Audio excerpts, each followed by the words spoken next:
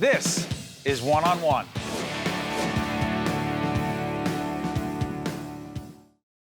We're now joined by Tim Sullivan, CEO, New Jersey Economic Development Authority, and Jose Lozano, President and CEO of Choose New Jersey. Gentlemen, good to see you.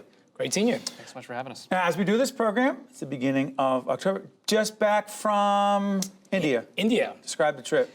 6 days, 7 cities, over 50 meetings, and over 1,000 engagements with companies. And the governor was right there?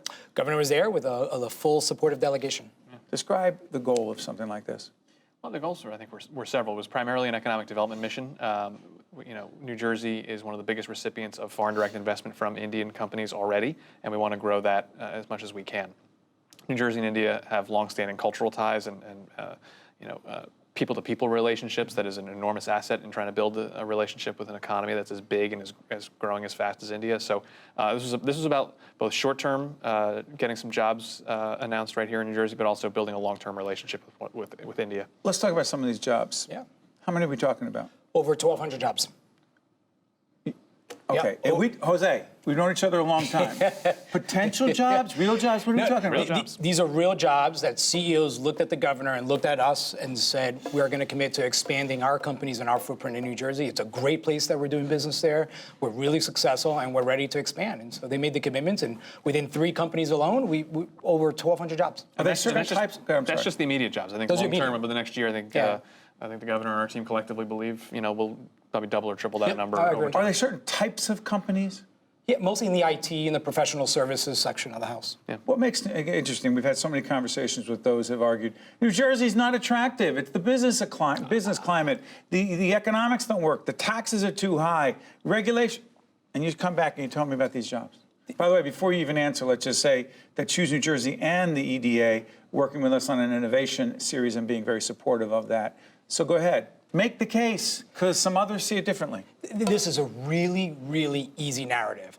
It's a great place to not only raise a family, it's a great place for you to establish a business. You have easy access to New Jersey is a global gateway into all of North America. And these companies who provide professional services and IT support see the potential of not only being in New Jersey, but having great access to all their clients. And they're not asking about taxes. They're not asking about regulation. Come on.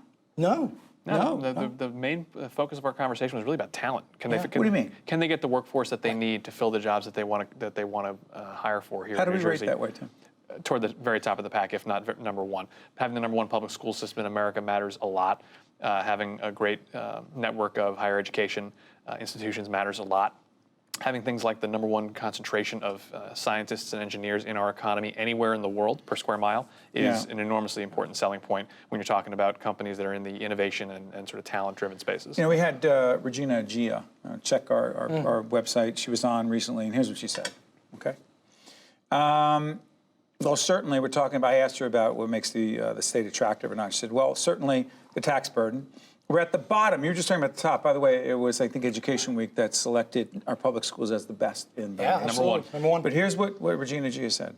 Former chief of staff, in fact, to Governor Chris Christie, heads the organization called Help Me on the Garden State Initiative.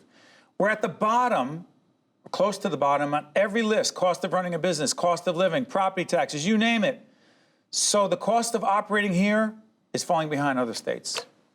Look, yes, it is expensive to do business here. Yes, it's expensive. The taxes are expensive, but you get what you pay for. Being the number one school districts in the world, in the country, doesn't come cheap. There's a cost associated. We have roads and infrastructure that we're investing in. We move people and products better than anyone else in the country, and with all of that comes with a cost. Yeah. And I think the argument is that Governor Murphy inherited a stagnant economy. I think we'd agree with that.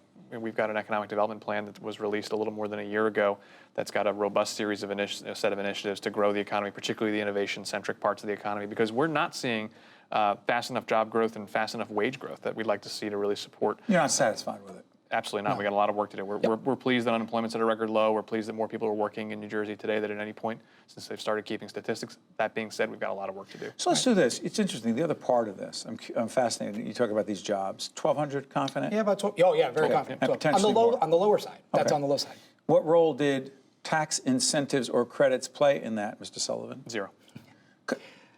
Unequivocally zero. Hold on. 3 companies made commitments to add 1,250 jobs No tax incentives. Does it not even come up? In those conversations, it didn't. I would say They don't ask what's the deal. How do you? Not in those- they want- sweeten this deal for us. No, so we were, we had, as Jose said, we probably between one-on-one meetings and group settings, we probably were with several hundred, if not 1,000 companies. The number of times with me that the tax incentive conversation came up, a handful, less than a handful, something like that. The further away you get from America and from New Jersey, the more the fundamentals of New Jersey stand out so brightly. To be in the heart of the Northeast Corridor, that's 20% of the U.S. GDP. We sit literally geographically in the middle of it, connected by railroad and other infrastructure to that part of the economy. The talent pool that we have, those are the fundamentals that people really care about first and foremost. Bring it closer to home. Someone watching says, "Oh, great, that's India. Indian companies in India coming here, new jobs." What does it mean? What could it mean? Should it mean for the citizens of this state? Number one, these are jobs that are going to be here in New Jersey, right? They're going to be hiring local folks, local talents, and growing the state's economy right here, right at home. And New Jersey is home to several hundred international companies that make New Jersey their U.S. or their North American headquarters. They employ a ton of people in New Jersey. This is more international investment into New Jersey is a good thing for New Jersey. When you're there, it's interesting. You're saying when you move away, they don't ask about some of the closer to home issues, but they do have concerns, right? Mm-hmm. Is workforce at the top? For international companies, yeah, talent and workforce is always the number one topic of discussion. Yep. Who do we have? What do we have access to? Okay, the other part I'm curious about. By the way, who financed this?